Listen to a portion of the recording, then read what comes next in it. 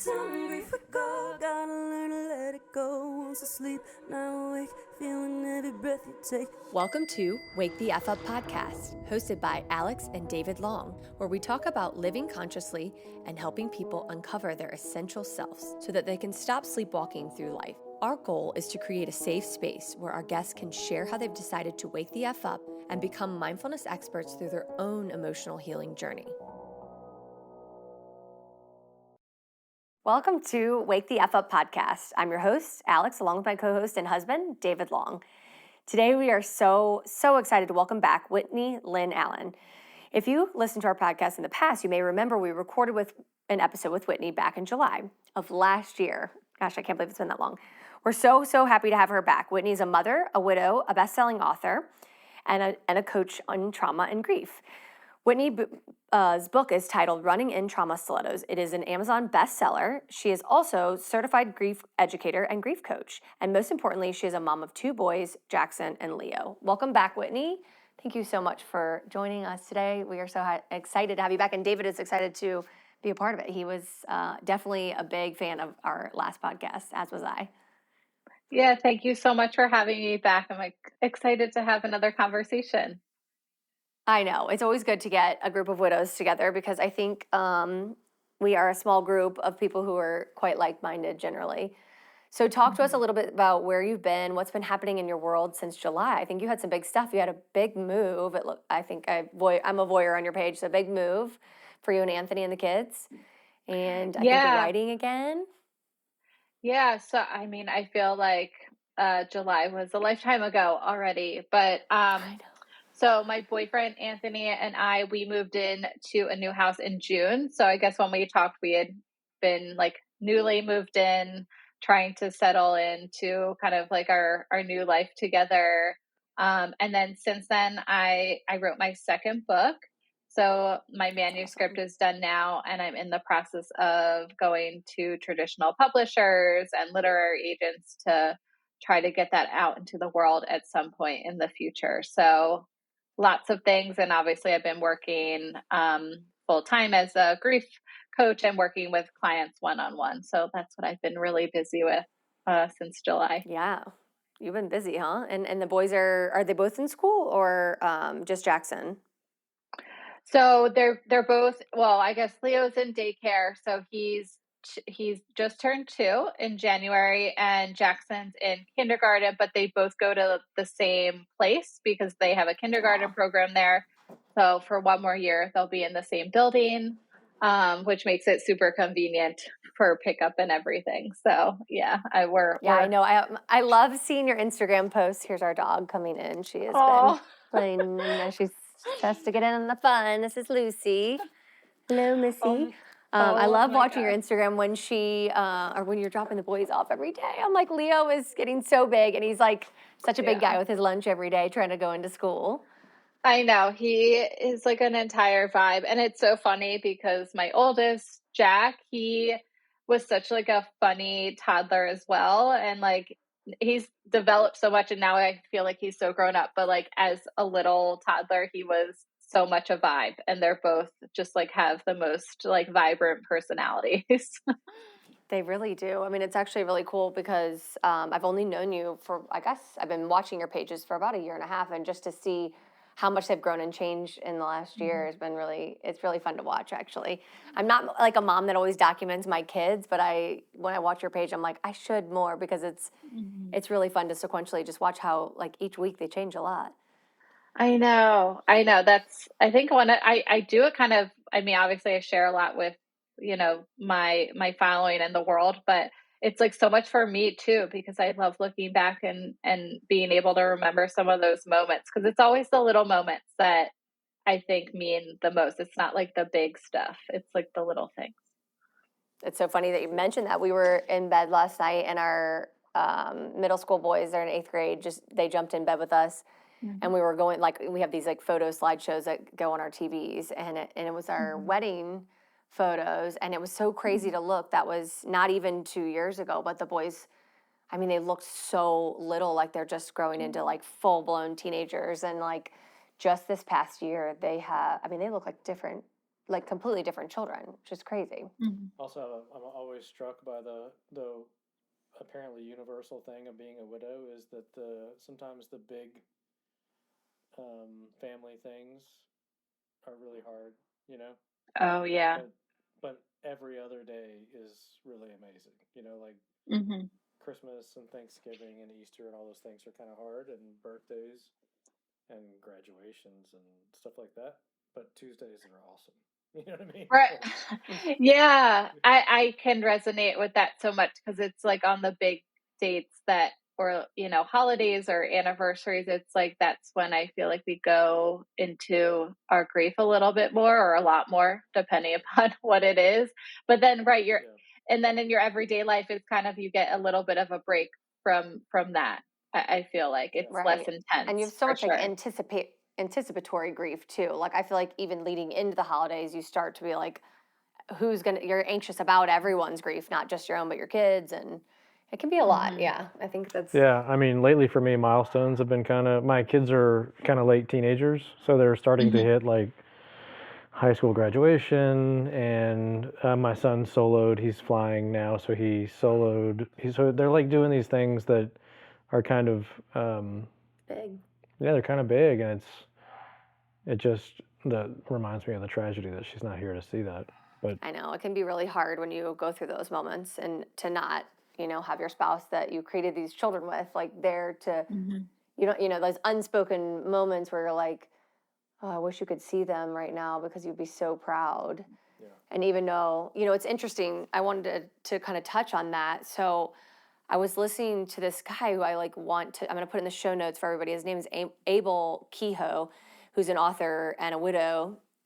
And he does this like Wednesdays with Widows YouTube channel. And he's written many, many books, but I don't know how I've missed him, because I feel like every grief book seems to be either sent to me or comes across my lap. But he lost his wife tragically while she was 7 months pregnant. And I actually haven't even read the book. I just ordered it. I found him like literally like a week ago. And so I'm not actually sure if their baby survived or not, but he remarried. So I've been like scrolling his pages, just like watching about his story. But there's so much to be had on his podcast and his YouTube channel about second love. So being remarried or being in a new partnership post being a widow. And I kind of wanted to touch on that today with you, because I thought, and you have such a new beginning, you and Anthony, and at the same time, we're in the same zone, right? Like we're coming up on the anniversary of David's wife's death. She died suddenly on Valentine's Day. So Valentine's Day stuff is coming out for everyone, and you can just feel David is like he has these like glazy looks, a lot of times in different moments of the day, and you just know the grief is like creeping back in. And so I was just wondering, like, how has it been for you, establishing this new love and now building a new family, because you guys are living together, bought a house together, like you made some big steps this year together, and we've done the same in the last, we're going on second year, but it's really challenging because, in one hand, you sit with all your grief and it sort of blends inside of you. And then on the other hand, you're really trying to create a whole new family because your old family is completely gone. And so how's that experience been for you? Oh my gosh, there's so much in that. There's so much to talk about. I'm interested in like how it's going for you guys settling into this new family and new life. Yeah, it is so hard. I mean, there's no other way to put it. It is, I see other widows online who I really like following, and they're in new relationships, and I feel like they only share the really good stuff, and I'm like, that doesn't feel authentic to my journey.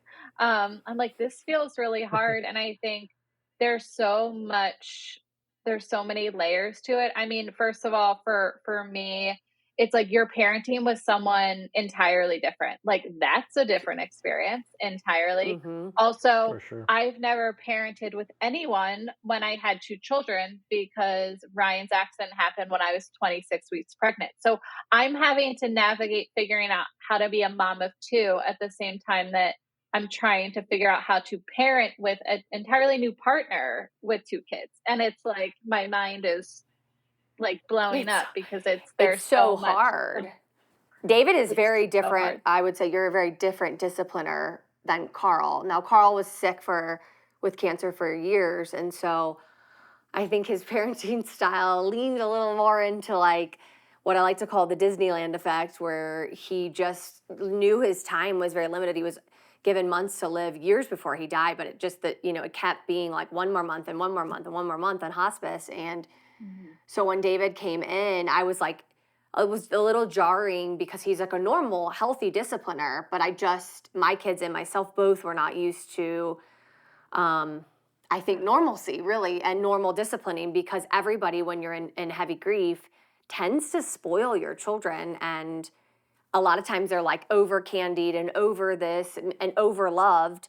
And then these boundaries are kind of not there for them. So Yeah. Oh my gosh. I that was mean, hard.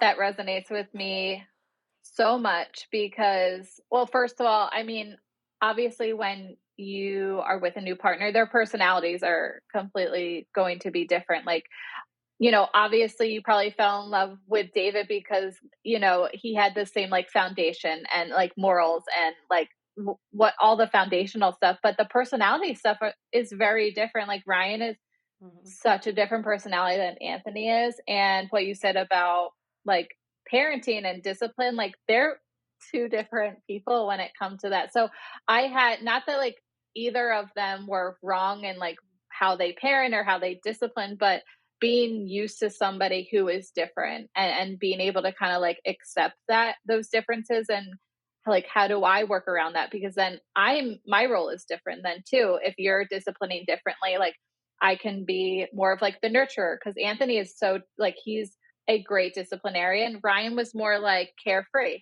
and I was more the disciplinarian.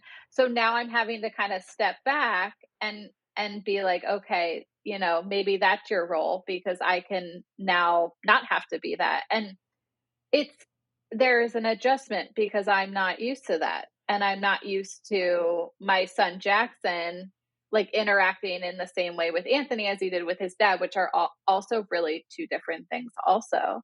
And it's not that either one is wrong, it's just different. And I think there's always like a resistance when there's differences because you're like, that's not what I'm used to. Like, that's not what I'm comfortable with. So it's having to be like, just because it's different doesn't mean it's wrong and doesn't mean it's bad. It's like, I just have to get used to how I feel about this. Yeah, I mean, for me, the biggest,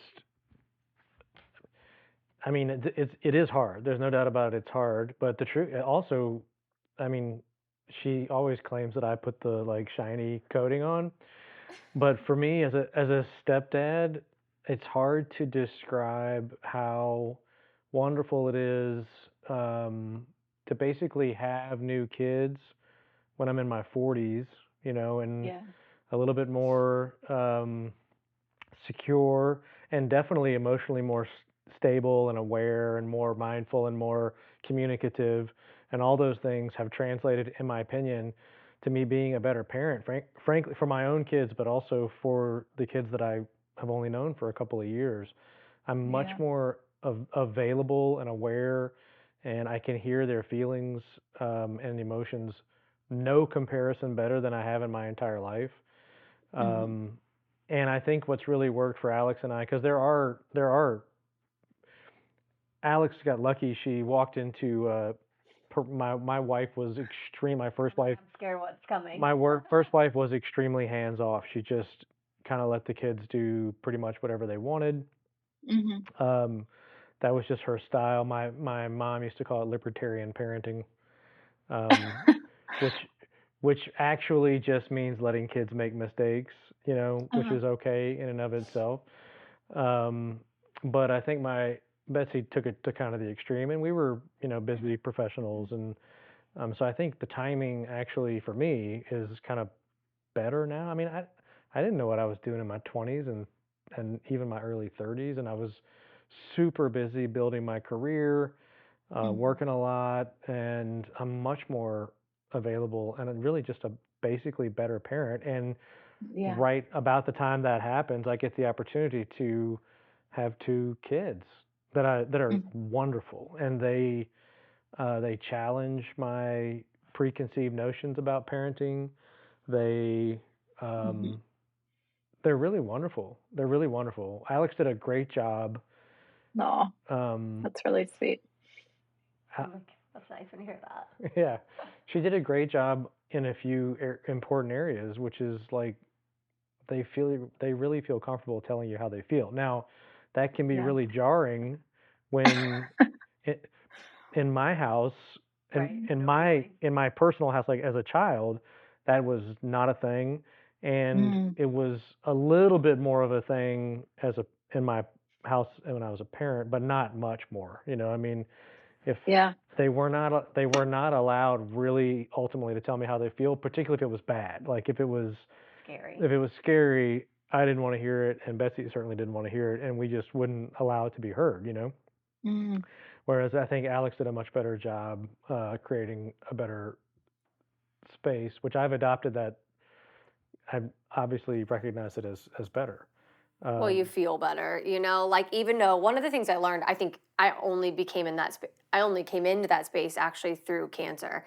right. And one of the things mhm. was like the therapist, and it stuck with me, said, it's not the child that's causing problems that you should be worried about. It's the child that's quiet and not telling you how they Mm, feel. So one of my children was she's very loud in the grief process and was acting out in school. Actually, both of them were acting out in school and doing all the things that would have made Carl and I just so anxious, right? We needed them yeah. to be in this little box and at this right school and getting right grades and even dressing right, looking right, following this path that I really like. I bought into Carl's path, the path of New Orleans living in the way that we did. And it's a path that worked for a Mhm. lot of our friends well. And, when our world shattered, which was diagnosis and then after, I realized that we were, at some point, my kids weren't going to fit in those boxes. And I either needed to get on board and be an advocate for them,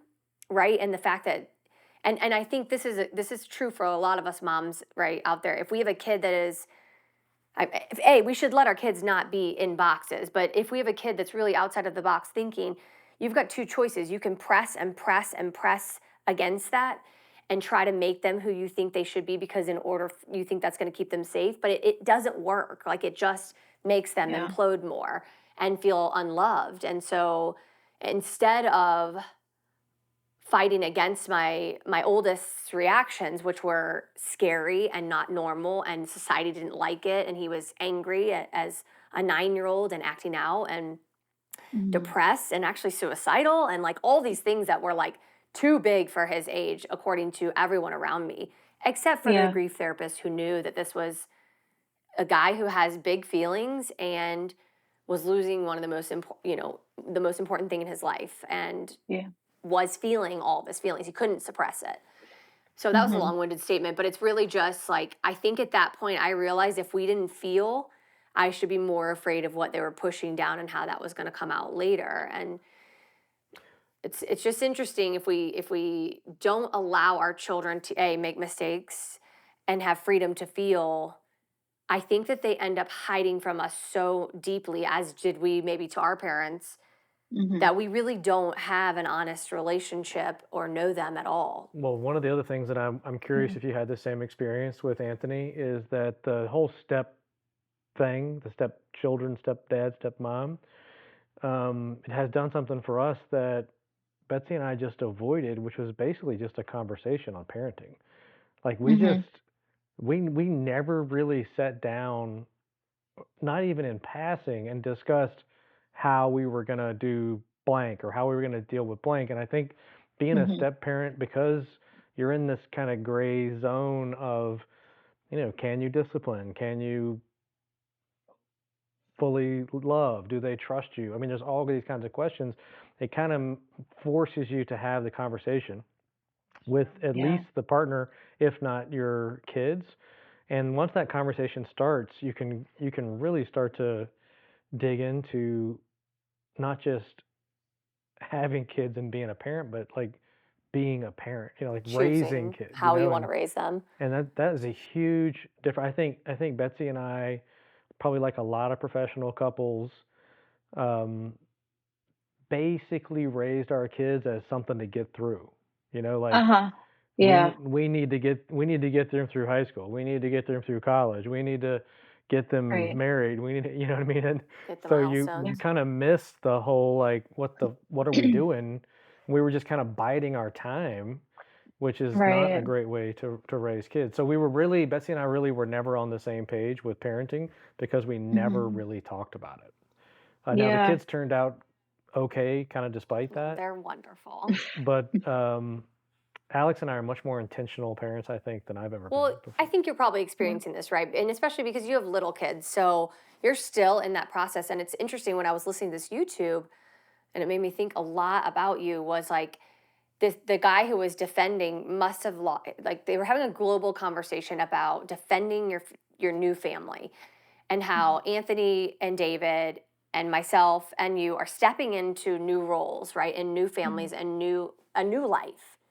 And that people who have been there for your life prior to, or maybe they're as friends or support system with your previous marriage, generally struggle. And that's okay. That's a part of their grief. But it's like when people give you grief or we get trolls on your Instagram page or people are really nasty about Mhm. Anthony's role, it's our obligation as a family to stand up for each other and say, listen, Anthony and Ryan both have valuable roles in this family, but Mhm. Ryan passed away, Carl passed away, Betsy passed away, and whether other people they don't know how to absorb that, but we do. And the fact is, like, in order Yeah. for us to have a true family, we're the ones here every day doing the work. And like Anthony is the one parenting as a dad role right now.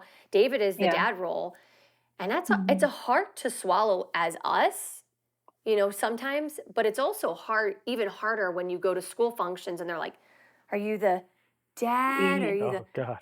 Or Yeah. stepdad? Like the people in the forms world. that you have to fill out, that Have you done this? You're get probably like, who are have you done you? this? Like where you fill out a form and you don't Right. know who are you? Like what, or like Alix hadn't changed her name yet. So, Mhm. technically she's still Alix Schubert but we're Well, we've married and got it's two all this, Schubits and three Longs, and I'm a Long, and they're, right. And, like and the everyone's school's like, what's going, who is this happening? person? Like when I go to pick up the kids, who are you here for? I'm here for Carr and Kate Schubert. Who are you? William Long. And they're like, you know, I mean, it's just I'm so weird confused. to have to have to explain to the guard at the school, this, yes, My wife died, her husband died. Like, you're like right, always telling this damn story. And at a certain right. point, you're like, how do we defend our families in the now while maintaining the love that we have in the past? And I was just wondering, how's that been for you Mhm. and Anthony? I'm sure it's probably met with some challenge like it has been for us. Yeah, I think with anything else that we've had to face, it's so complex and there's so many layers to it because like you said, it's we're the ones, we're the spouse, we're the grieving spouse, and we're the one in this new couple, right? No one else is in that space like we are. I think about my mother-in-law, my sister-in-law, and everyone in Ryan's family. Like they're they're able to see it from a very different perspective than I am because I'm having to complete their lives, although they lost Ryan, like their lives haven't changed in every way. Like I've had to completely rebuild my life and how I operate and how I raise my kids and bringing someone new into the mix. I'm literally living an entirely different life. And Yeah. their environments haven't changed, their day-to-day activities really haven't changed. Although they suffered an entirely like tremendous loss, it's just not the same as when you lose a spouse because there's so many secondary losses that other people just don't have to deal with, unfortunately. Um, so it's so complex, and I think I'm so sensitive to how painful it is to see somebody else in a role that Ryan should be playing and in. Um, and I always remind myself, like, if I could change it, I would. And if I could turn back time, I would. And then I wouldn't have ever met Anthony because I would be in a totally different universe and world, but I didn't get that choice. And this is how I'm continuing to live my life. And that's, this feels really authentic to me. And Anthony is such a great partner and he's such a good dad. And he you know, he didn't have to choose us, right? Like, I gave him like every out. I'm like, are you sure you want to do this? Like a million times. I Like think a widow always does. You're like, are you sure you're ready for this? yeah, I mean, this is a guy, like a young guy, like 34 years old. He was living in his house with a dog, like good career. He didn't need all of this stress. He didn't need all this stress. And then he comes in here and he's like, I'm choosing you guys every day and it's going to be really hard, but I'm choosing this because this is like what I want. Um, and for someone to do that, I mean, that is like just so rare. And I mean, I think it's such a beautiful thing. And I think it is something to defend. So, you know, I think I give people Absolutely. grace to get used to him in that role because it is so painful. It is that he is the reminder that Ryan is gone. Like that's what it is. Um, but also I have to balance that with I also have to live my life. So it's like that continuing balance between trying to give people grace and then also wanting them to open up their minds and hearts a little bit and to him, even though it's really hard. Because I know it's not going to be like that fairy tale, like everyone's going to love each other and always get along, but like I want understanding. I want respect. And like I mean, Ryan's family has been wonderful. So, I mean, I'm very grateful for that, but it's a very hard process. Like it's It is a very process for sensitive. sure. And you know what? It's a process, I think, that is one thing that can, if everyone's willing to be open minded and committed to staying connected.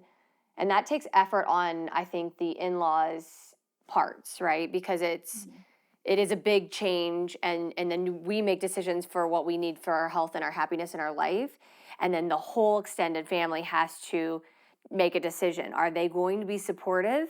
And like I think I got to a place where I was like, if anyone, and it wasn't my Carl's family necessarily, but I was just like, I have to do what's best for me, and anyone who's not on board, because I was watching my children actually blossom and do better, and I was Yeah. feeling better and better in ways that I don't think I had words or realized even when we talked last. Like it's more of a new realization that the longevity of being a caregiver and the fact that my husband was diagnosed at 31 and I was 30, I spent more years in my marriage being a caregiver and helping him bucket list and full Yeah. of anxiety about tests and this and that. And like you can relate to that because you had a lot of caregiving in the end.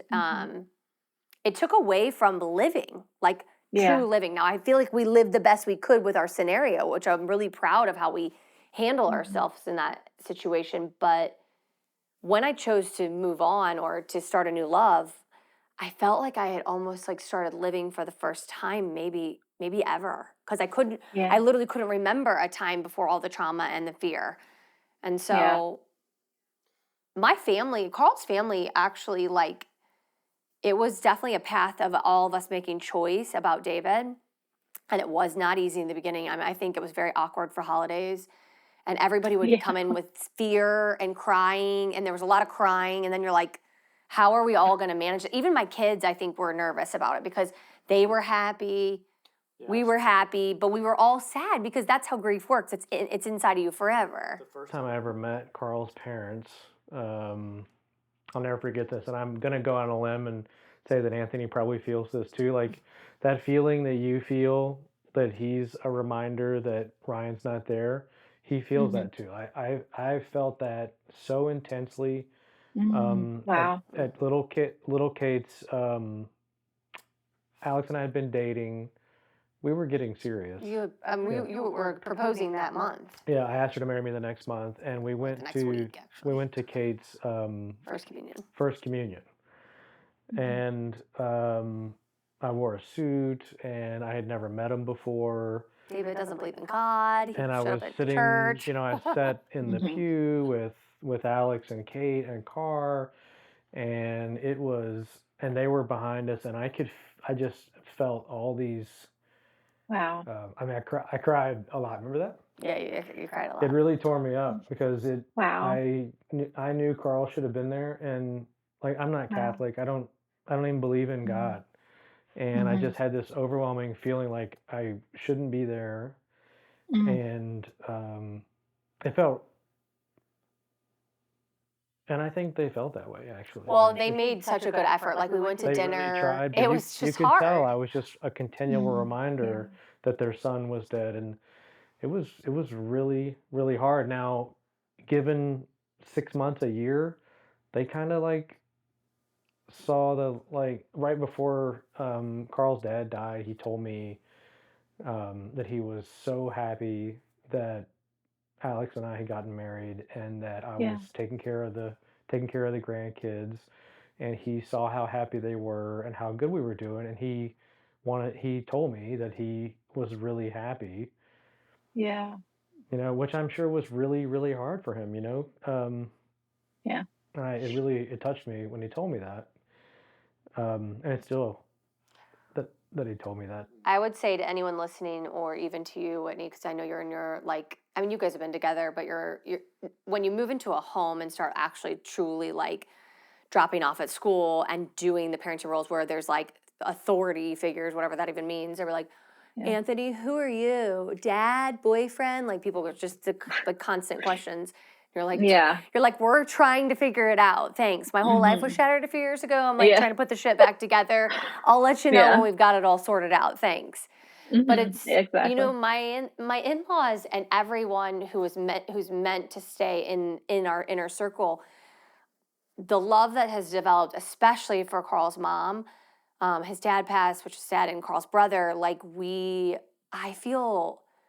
I almost feel like our love is more authentic today than it has ever been. And they've always been an incredible support to me and always been so warm to me and love me for who I am. But in this moment, I think we all are just authentically ourselves. And it's been awesome. Like it will blossom. And those who are meant to sit at your table and be in your world will be in your world. Yeah, it just takes some time. It takes some time for the in-laws to fully grieve and to fully accept that. And this Betsy's parents have been, I mean, Betsy's mom has been amazing. Yeah, Betsy's brother and his wife have been amazing. Everybody's trying. They're just, Yeah. it's just uncomfortable. It's uncomfortable for everybody in the beginning. And the truth is, like one of the like major tenets of widowdom is that the death is all about the living. It took me a long time to get that. Like I used to feel really sorry for Betsy, and I felt sad that she wasn't there, and I wish she was here, and blah blah blah blah blah. But she's not here. We're here. Yeah. And grieving and death really is all. I mean, you can respect the people that died, and you can still feel their influence. But the truth is, surviving is about the survivor, and we're the survivors surviving. And it takes a lot of energy and a lot of wherewithal to. And I have met people that have not survived, that have really had no help, no therapy, and they're not surviving. They're living the death forever. Yeah. And that's just not a viable solution, really. Well, actually, what you're doing, in my mind, is the solution. It is, but you know what's crazy? And Whitney, tell me your thoughts on this, because it feels like it is the solution and we know it's the solution, but the rest of the world who hasn't experienced this kind of loss, it's so jarring for them because I'm not sure exactly what it's all about. It's got to be a threatening of internal safety, of like needing everything to be in this sort of like fairy tale land, where there's one love and one path. And I don't know. What are your thoughts on it? Yeah, I think it's like all of that. I mean, the messages I get where people are like, "Oh, I would never move on if my spouse died," or, or like saying like, "Oh, you must not have loved your husband," like stuff like that. I mean, that all comes from a place of insecurity, I think, and fear. I mean, because we don't really want to think about that happening to us, right? And I think it's just one of those things that you don't understand until you're in it. And like, I don't wish people to understand what it is like to feel the need for love again after you've lost like someone that you would probably call your soulmate, right? Like somebody that you wanted to spend your life with. Like Ryan is absolutely the love of my life. Like, but so is Anthony, like, because I'm living two different lives, right? And That's people powerful. can't understand that because they feel like I have so much love for this person that's alive because they haven't suffered a loss. I don't I can't even imagine opening up my heart. Like there's no space left. But when you lose somebody, you realize there's so much space because you feel it. You feel the love for your spouse, but then you literally, when you meet somebody and you start falling in love with them, you realize like this duality of love and how much you can love and that it's just infinite, right? And it's not even just for a partner, it's like for your children, for, people in your community. I feel like I love so much more deeply now and just so much better than I did before because of Yeah. the loss Your that I capacity to went through. love. I agree. I think generally people underestimate, and I do too, underestimate your ability to love. You know, Mhm. you just, I don't know why that is. I mean, I do that. I do that with animals. I'm like, I can't have any more. I can't. You have too many dogs, Right. too many pets. I can't I love love animals. another dog that's gonna die in 8 years or 9 years. But the truth Yeah. is, you can. You You can can. and you You do. can. Right. Right. Yeah. I Well, don't. it's Yeah. really cool. Well, I wanted to ask you. So we had this week, obviously, David and I've been. I feel like your grief is kicking up. It's a little earlier than it happened last year, but his office was so sweet. Like one of his office members or staff members said, pulled him aside privately and asked him if it was okay if they decorated for Valentine's Day. Yeah. Just knowing that was Wow. the anniversary of Betsy's death, which I thought was, he's got a great staff, but I was like so thoughtful, but it made him cry in appreciation. And it was interesting to think about the further out we get and the more of these anniversaries and milestones that we continue to go through, it's like, Mm. would it be lovely to imagine that we might get to a space where we can honor and love without all of the like heavy down? But I was wondering like how you guys are doing further along with more of your anniversaries coming up, how you're doing maybe on your anniversary coming up. Yeah. I think so. So Ryan's accident was in October. So that would have been, it was the second year anniversary of his accident. And then the second anniversary of his death is coming up on April 7th. And it's just so weird. And then it was our anniversary October 12th. So October, like the end of summer, I started to feel it. And it's so weird you talk about Valentine's Day, like decorations, because I'm sure that is such like a activation in your mind of your loss and your trauma, David. But for me, it's like the leaves changing because it happened in fall. Yeah. So when like the leaves start changing and I feel like the crispness of fall, I'm like, whoa, like it's coming. Like my body is just like, I know it's coming. And I struggled this year a lot. And I think as we get Year more two is mature, so hard. Don't you it's think? I think year hard. two's harder than year one. Just because I think the space. You're like year one, you're like gripping and waiting for it to be terrible, and then year two, you're like, I think I'm gonna be there. I'm better. Things are like looking up or whatever, and then you're like, oh, like you go down even harder. I think. Yeah, I think it's more unexpected because, it's not the same as acute grief where you're kind of in survival still, you're kind of numb, you're just like, you're just really just focusing on what's ahead of you and not really being able to feel as much as year two. And I think it was unexpected for me because my grief is different now. I'm not like in a ball crying in the corner, but I might like snap at my kids more and have more anxiety. And I'm like, what is this? Like, what is going on? And it's trauma. Like it's grief. It's my body remembers my nervous system during this time was in fight or flight. And I'm realizing that it's going to feel different every year.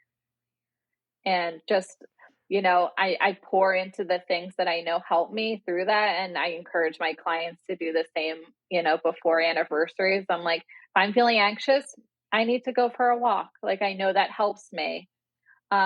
because there isn't going to be a time where we're not going to feel it. It's just going to be I don't think different. so. Yeah. And just learning what works for us during those times. That's what helps for me the most, is just not trying to not let it happen. Just let it happen. Yeah. And feel the grief. And I used to think, I mean, the first several anniversaries, I just had this overwhelming feeling of doom that I was going to die. And if I let it in, that if I really let it in. And now, and for Alix too, because we're in a new relationship, and sometimes your spouse can kind of feel a little bit less if you are grieving the spouse that's not there. And so, I mean, luckily she's a wonderful partner and lets me feel all that stuff. And But I'd be lying to say that it doesn't like get you a little bit activated. And it was that same YouTube channel, again, his name's Abel Kehoe, was talking about this. And it was like one of the topics I thought I'd bring up with us because it was so poignant. This week, David called me Betsy, which has happened, I mean, a lot of times actually. And I've called him Carl. And I was like thinking, I wonder if Whitney ever calls Anthony Ryan, like either in an anger moment or like I mean, there's been lots of moments we've done that. And it's like, it does tend to be around like it's hard, right? grief moments. And then you're like, okay, so for double widows, sometimes it's like we're trying not to be, and maybe Anthony would be the right person to ask about it, but you get a little bit like, what? Like, I'm the person here doing the parenting, and then you also, like, because I'm a widow, I actually get it where I'm like, oh, you're just grieving right now. This is your subconscious, like your limbic system is on fire right now because February is right around the corner and your body's feeling it. And like, she is on his mind more than usual. And in the early days, I think I was insecure. And now I'm like, still insecure if I'm honest, of course, but I've done enough self-work to say our love for our past spouses deserves to be celebrated. And they were wonderful people.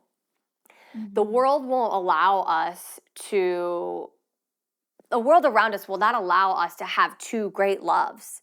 But the reality of life is that you can have two great loves. And because one, maybe even because your second is even more, I think because of the experience of the loss, it's even more poignant, it's even more celebrated, it's even more felt.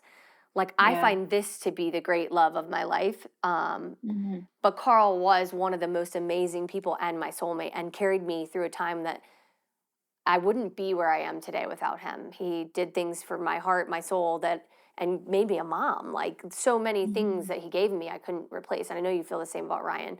But people can't give that to you. So then you internalize that and think, if you call me by her name, that must mean that you'd rather have her here than me, is like your innate drive. And then you have to like talk yourself out of it. So I was just wondering, have you guys experienced that at all? Yeah, you know what? That's so, I've never even thought about that before. So I've never called Anthony Ryan, but I used to call Ryan Boo. And I don't call Anthony that. I call Anthony Babe. And one time I called Anthony Boo and I was like, whoa, like that's weird, because I only ever called that to Ryan. That was like his special name. And what I don't know if Anthony noticed, he didn't say anything, but what I thought my brain was doing, which I actually find great comfort in, is that I called him that because it's like my brain was at a level of comfort that I only had with Ryan, and it was starting to get there with Anthony, and that's why I called him that. Because I was with Ryan for 10 years. Like, the comfort with that, like my brain was just like, you can call him that because you're kind of getting into that mode where you kind of feel the same security as you did with Ryan. So I didn't honestly like overanalyze it too much, but I just thought it was interesting. I'm like, wow, like my brain went on autopilot for a second, but it must be because I'm finally settling into this life. Yeah, that's something to celebrate, because I think it can be at least for us, it's been in multiple emotional states where I do think you're right. It's an autopilot emotional state that you're in where It hasn't always been positive on ours. Well, twice we were in a fight, and he was like, Betsy, and I was like, okay, you're fighting with me right now, and I'm going to kick your ass right now. But then I was like, I wish Betsy was here to defend your bad behavior.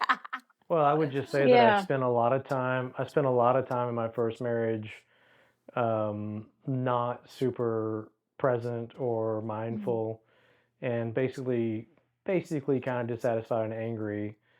Um, and sometimes that comes up. So when I get dysregulated, sometimes it puts me back in that spot that I was in for so long, and that definitely can trigger. The brain is so amazingly powerful, and it's magnificent and also petrifying to be a part of a process of healing our brains after such significant loss. You get to witness it from various ages in our homes, both you and Anthony and David and I and our children, and it never ceases to amaze me how we want to be better. We want to be safe. We want to be okay. Well, like you said about Anthony, if you're going to marry a widow, you're going to have to want to really be a worker and really be present, which is wonderful. Which is wonderful.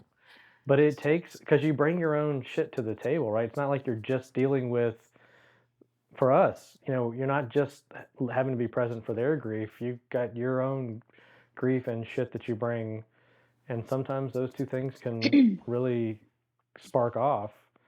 But as long as we have the tools, luckily, and we continue to work on the tools so that we're gonna get dysregulated at the same time. It's gonna happen. That's just part of it.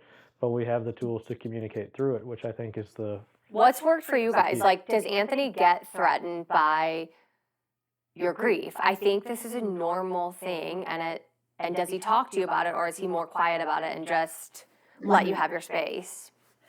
Yeah, what's so interesting is that I'm so quiet with my grief with him because I'm such an internal person that I'm like not the person to just be like crying in front of people. I'm like crying in my car by myself or on a run or something, and I process things like by myself or like in therapy or when I'm working out, like whatever. So for him, his problem was that I wasn't sharing enough, and he wanted me to like be open with him. So that's something I'm still working on, because he's like, I want like I want to see like what's going on with you. Like, I don't want you to have to like suffer by yourself.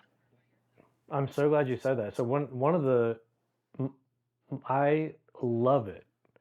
Not love it. I don't love your grief, but I get a lot out of when she shares with me how she felt about Carl and their relationship, and like when we go through down memory lane, if you will, when she tells me, what he was doing when Carl was born and what he was doing, and it really helps kind of create the whole relationship. I feel much closer to her after she shares her grief with me, honestly, because I know it's going on. You can feel, if when you're close and you're in love, you can feel something is going on, and it's extremely helpful to hear what's going on. Which is, we do therapy once a week together, and it's basically an opportunity for me to hear about her grief and about her concerns and about her all that stuff. And I can't tell you how helpful it is, because I feel the same exact thing, but sometimes we don't have the words to communicate them.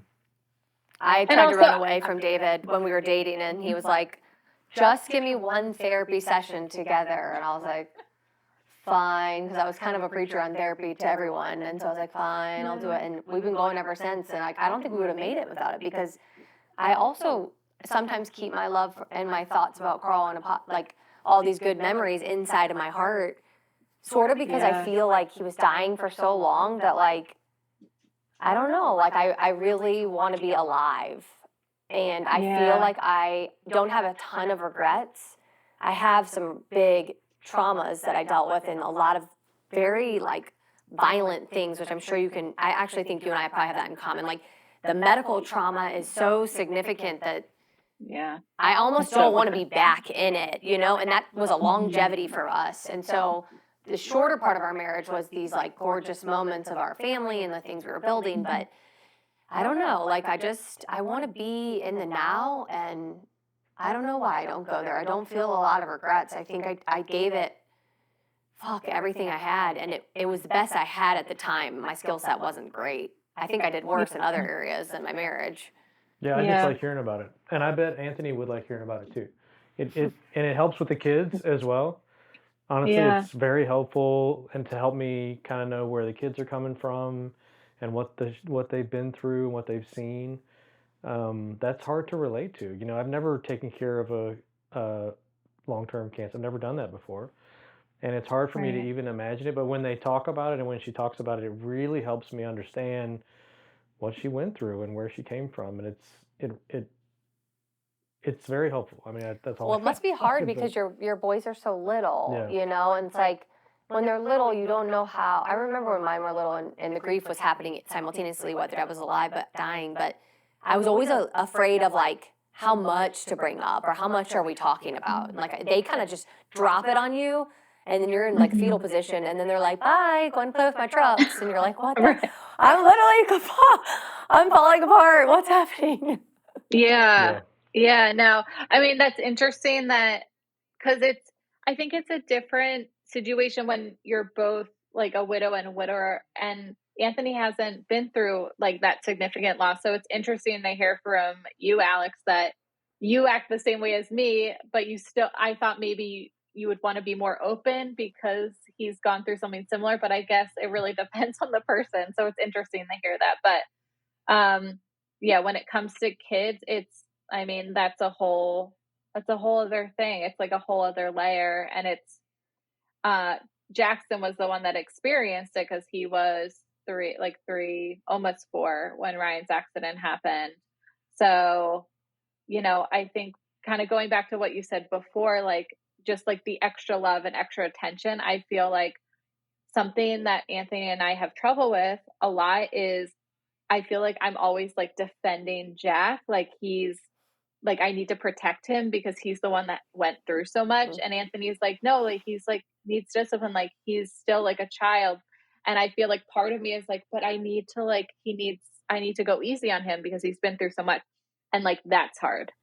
I can Oh yeah, so relate to we that. totally are in We that. have the same Yeah. probably problem. Exact same. And I Yeah. think when it's the parent that's parenting that's not afraid of how much this has hurt them, and you always feel the fragility of that deep Yeah. trauma and loss for them, and it's like that's the mother in us. You just want to make things easier on them, and like But if I again, can give you any advice, don't do it because I did that Yeah. for too long, and then like my son needs to feel life because unfortunately and fortunately he's a feeler, and so every time I try to catch him before he falls, it's never a good thing for him. I think this is the major advantage of and this may be unpopular out there, I don't know, but the two-parent family.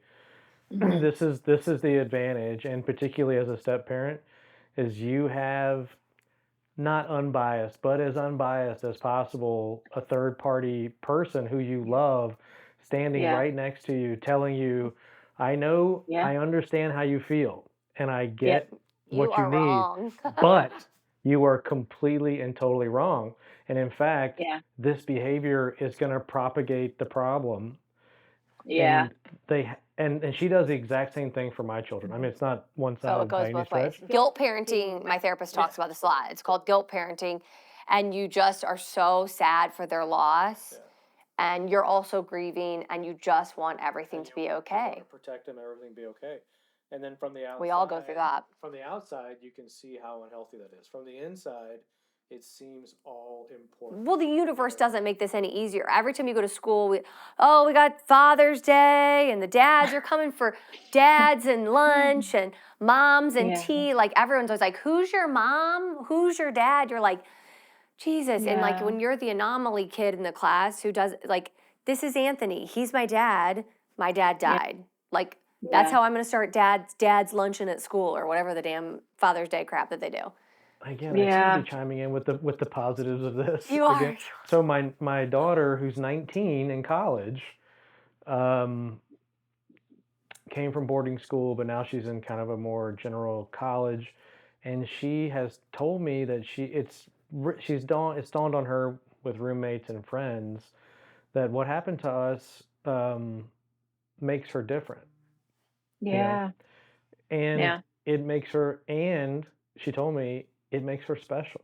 Like she Oh, is starting to yeah. realize that what happened to us um, really separates her in a way from all the other, because she was like, my roommate has two parents that have jobs, and They don't even know they have anxiety. They don't have right, words for their right, feelings right, because they've right, never had a right, panic attack. And she's like, I'm having a panic attack because her Right. nervous system, her mom died quickly. And it's just interesting. I was like, damn, that's something we don't think now. You're in the parenting process, you don't know. And looking at Kate, sometimes I'm like, she's magnificent. And she's had to Yeah. work really she's hard. not wrong at all. I mean, in my mind, she's totally right. She is different. Yeah. We're always going to be different, and that's okay. Yeah.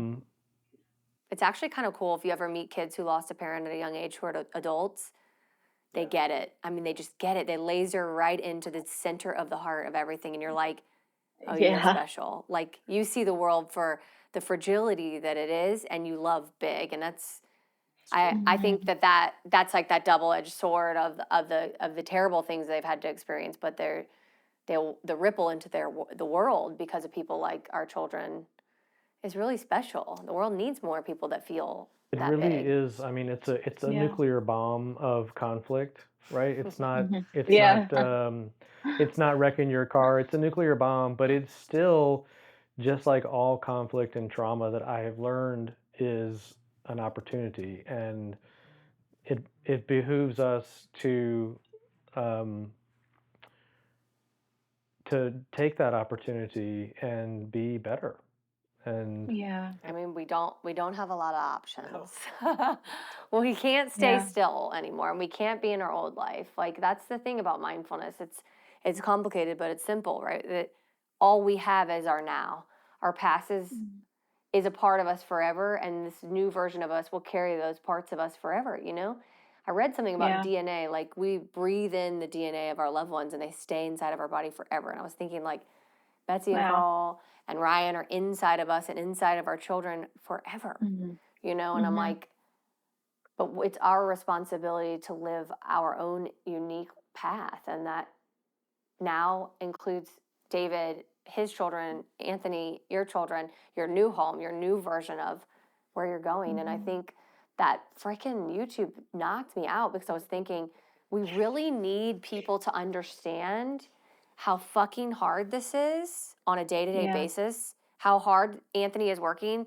Before you open your big fat trapper trolls on her page, thankfully people Yeah. don't troll because we're both widows. Like, but I get trolling. It's just different. It's more like in these weird funeral settings or like at weddings. Like, people will make Yeah. these nasty comments, and I'm like, did Oh, anyone really? hear that? Oh my God, yes. Like, oh yeah. I heard somebody say one time, and we were at a restaurant in Alexandria where he lived, and where his wife passed away. They're both very prominent doctors in the city.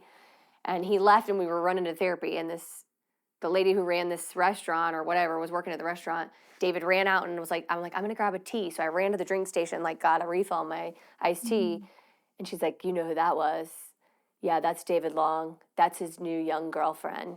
She's just only after him for his money. His wife's barely been dead. And I literally Oh my leaned my God. head around the corner and was like, and I was thinking to myself, and at that time I used to get so pissed. Like, Anthony didn't even have this.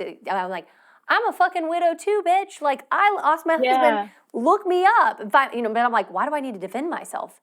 I shouldn't even have to be a widow to be standing in these shoes. And I just want the world sort of to hear our perspective of, like, every day we have to get up and we have to choose to love again. And we're lucky enough to find partners who are like sitting in it and want to embrace it.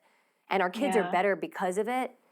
And then when other people who've never put their damn feet in our shoes and never had a loss of this magnitude try to judge it, I was feeling emphatic about it. I always get emphatic when I see people writing nasty shit on your page. I'm like, here's my brand for all those people on your page, because I feel personal towards it to you, and I feel personal towards it towards us and any widow out there or anyone who's been in loss. Like, leave us alone. We didn't choose this, and we are lucky enough to have love again, and our kids are doing well. Mind your own business. Thank you so much.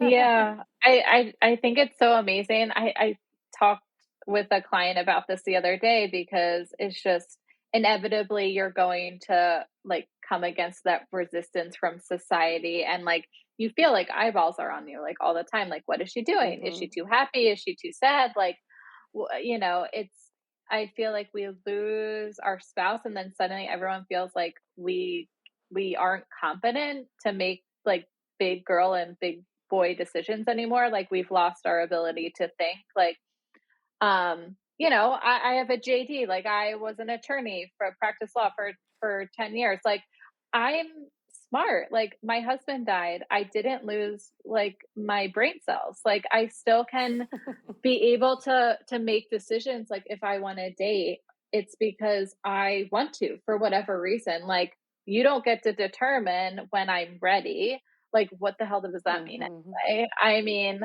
and Well, I love right. when Like, people, can't we just say, are we ever ready? What we're talking about right here is that you're still grieving while parenting. You're still grieving. Or, I mean, I got called Betsy this week. Like, I'm right here, Valentine's Day. Do I make Valentines for my kids? Do I not? Do I even act like the holiday exists? Like, you're holding hands in his grief walk when it's not, and he's holding my hand in my grief walk. And it's like, that's how we live. And it's not what people think. There's not a home wrecker. There's not a no, young Anthony coming on in trying to take your husband's role who's barely dead. Like, I'm like, these people need to hush it.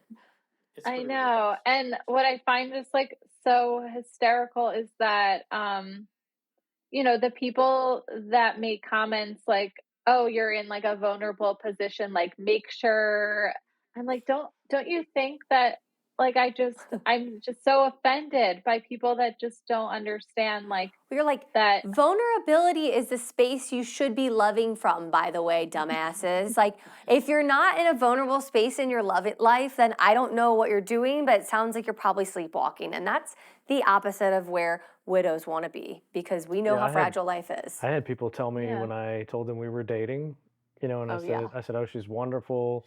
She's a widow. She's a widow, and they go, oh, you don't, you don't need to get into all that, do you? I mean, Oh my that's, God.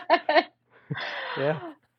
And I mean, it But kind of I feel wasn't all that, but no, but I feel like you guys have, because you both have experienced significant losses, like you can both understand each other on a level that, you know, Anthony can't understand that on the same level. So it's like a different dynamic.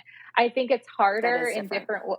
in different ways. for Like, sure. it's just it I feel like it would be hard for me to be in grief and then have somebody else be grieving like at different times, and it's like, when do we sync up? And that sounds very complex to me, but then it is also complex to have somebody that hasn't suffered a significant loss too, but for different reasons. But also it's also Yeah. kind of like nice because I get to take a break from it because he hasn't. I don't need to tend to Right. his grief, which is a totally different Yeah. experience than you guys have. So it's just The interesting. multiple grievers in our house can get to be a lot. We do some more therapy than I'd like to admit.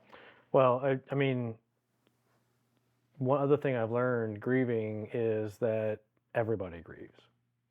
Everybody has experienced loss. Now, not as, you know, traumatic as ours maybe. But I mean, I grieve the loss of my first puppy dog. You know what I mean? I mean, Yeah. it sounds ridiculous, but the truth is, No, it no, made a it's huge sweet. Me impact. too. It made a huge impact on me as a kid, and I still think about it. You know, and Your grandmother. You think about your my grandmother. grandmother, I think about my grandmother a lot. You know, and she was 97, so it's different, but it's Yeah. still everybody has. And this is something my therapist told me. Like, even though, and we've talked about this in the show before, even though we know everybody we know is going to die, we're just fantastically unprepared for it. But we You know also what I mean? pretend Yeah. like it's not happening to And us until it does. and we pretend like it's never going to happen. You Yeah. know? Well, Yeah. talk a tad about your book that you're not supposed to be talking about, because I think it's like, Yeah. you know, in the process of being out there. And we'll finalize on just saying like Whitney again is like the best grief coach in the planet because she's walked the walk. And I think that that's really important. You need people who understand that there's no one right way, to doing this thing. Yeah. Yeah. Thank you so much for saying that. And, I did just finish writing my second book. My first book was more of like what happened to me. And, I wanted people to feel really seen in a very traumatic and like agonizingly painful experience because I felt so alone when I was going through it. So that's really for people to feel seen in any dark place that they're in. My second book is really like, this is what I did to get my life back. And like, these are the tools and strategies that I use in order to do that. And like implement, it's not a how to, it's like implement what you feel resonates with you and is authentic to your journey, throw away the rest. But like, I think there's going to be something for everyone in it that will resonate with them. And I think it's really powerful because there's so much complexity to this experience. And I think where people get stuck and where there's resistance is it's so overwhelming and they don't know where to start. So my second book kind of divides it into different aspects that I feel like are the most important when you're rebuilding your life and creating a life after loss. And so it's more digestible for people to be able to look at it and say like, I want to really read about like identity after, finding my new identity after I lose my person, like, and they can go to that and read what I did in order to do that. Well, this book sounds like I would have given anything for that kind of a book after Carl died because I hunted and hunted and hunted. There was nothing. I think the closest book that someone gave me was like the Hot Widows Guide, maybe. The Hot Young Widows She was good. Club. Yeah, yes, the Hot Widows Club. She was great. Like she was the first young like voice that I was like, thank God. Like she said it. She said the things that we're all thinking, and so I love that about you. I love how brave you are. I love that you say what's on our mind. Often you say, I'm getting better. Each podcast we do together, I'm like, I'm done with the bullshit of hiding and being nice because like I'm pissed at your trolls, as you could hear today, and I want to defend our families. I want to defend our new life. I think that I'm tired of people who have no idea what they're talking about. It's like a Brene Brown. If you're not in the ring fighting the fight that we're fighting, please keep your mouth shut or at least bring it to me in a polite way. Don't talk behind my back about it because I'm happy to have an open dialogue with you about what it looks like to be us. And I'm going to keep defending it. I'm going to defend us. Super cool that you want to share, that. I feel that drive as well to like, I remember thinking this maybe a year ago that I felt like I was privy to some secret knowledge, and that maybe somebody out there could benefit at least a little bit. And maybe even somebody that, and this is something I've learned doing this podcast, is there's a lot of people out there that have not experienced the trauma like we have, but they can still benefit from the same tools and techniques that we use to survive. They're actually applicable for people that drink too much or people that don't know how to have sex with their spouse or whatever, people that are scared. It's extremely valuable information. And I wish like hell, I would have known even an inkling of it in my prior life. I know I would have been a better husband and a better parent, and maybe even a better doctor, frankly. It's so beautiful. I feel that I feel like you that we need to, and some people can't hear it. Some people can hear a little bit. Should we make Some people a can get it all, chant? We need like a widow's cheer. Yeah. Widows unite. And I think it's cool that I think it's super cool that you spend energy getting it out there for people that might need it. It's wonderful. Me too. It's really well. great. You're my favorite guest ever. Sorry, other guests. Well, She's my favorite. But I like to have you. other people who've walked our walk, and I'm so proud of Anthony. I am his biggest fan and cheerleader, and that's great. I guess my recommendation would be, don't do what I do. Open up, or make him go to therapy with you because I think my therapist forces me to be like, let's talk about how much you and Carl loved each other, like that kind of stuff, and like opens me up, and I think and I think having never met him, if he loves you the way it sounds like he really loves you, the way I love Alix, I promise you, he wants to know. Well, and we better just get in bed with our significant others because literally that's what we're doing here. Yeah. Like Carl is a part of my children, and now David is their father and who is raising them. And so it's like we're all married in one big old happy family, and you guys are all one big family, and that's just where we're going. I know. Whether the world can understand it. Yeah. Well, we love you, and we are so excited. I'll be the first person to purchase your book. Let me know when we can buy it. I can't wait. And I'm always trying to do collabs with you. I took a little bit of a hiatus there for a minute because I'm building this app, and it's taking much longer than I anticipated. Oh my gosh. I think everything takes longer than what we anticipate, but I'm sure it'll be worth it, and I'll be excited. I will be your biggest cheerleader when it comes out. And thank you so much for having me. This was great. Thank you for being on. Hug the family you, and keep posting about your babies. I think baby Leo makes my morning like just better every time I see that. Their little walk into school makes me want another baby every single day. So. Well, thank you guys. Have a good night.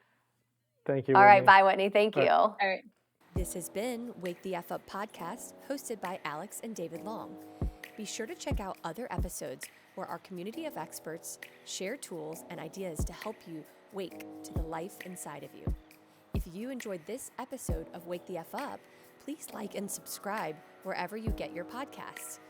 Join the Wake community by downloading our app. Just search for The Wake Wellness in the Apple or Android App Store. And follow us on Instagram at The Wake Wellness. Thanks for listening.